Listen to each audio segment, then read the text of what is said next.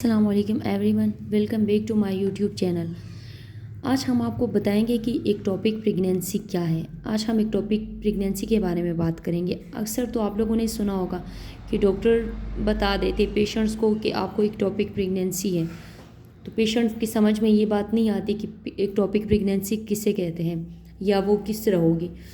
तो आज हम बात करेंगे। अक्सर जब ये जो अंडा ट्यूब में आता है और उसके साथ स्पर्म मिल जाते हैं तो वो यहाँ पे हमल कंसीव होना शुरू हो जाता है। और जब जैसे फर्टिलाइज होता है आहिस्ता आहिस्ता उसकी ग्रोथ बढ़ना शुरू हो जाती है और वो हमल जो ट्यूब में ही ठहर जाता है।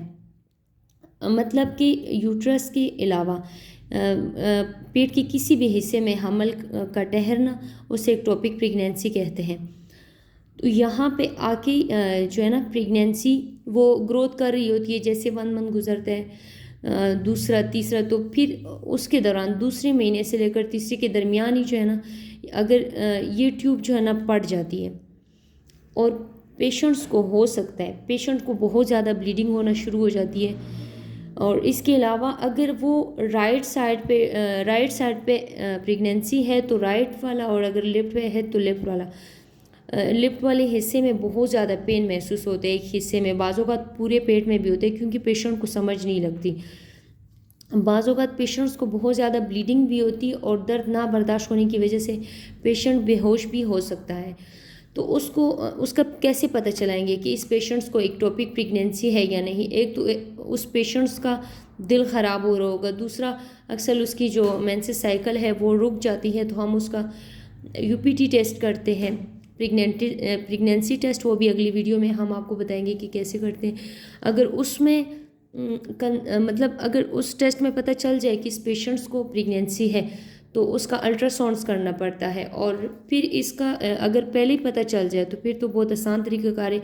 अगर पहले पता ना हो, जब ट्यूब पड़ जाए एंड पे पता चल जाए तो फिर पेशेंट की ये एक ट्यूब ज़ाया हो जाती है। इसको यहाँ से डॉक्टर ज़ाया करके यहाँ पे स्टिच लगा देते हैं। तो आपको पता है कि एक ट्यूब से प्रेगनेंसी की बहुत कम चांसेस होते हैं।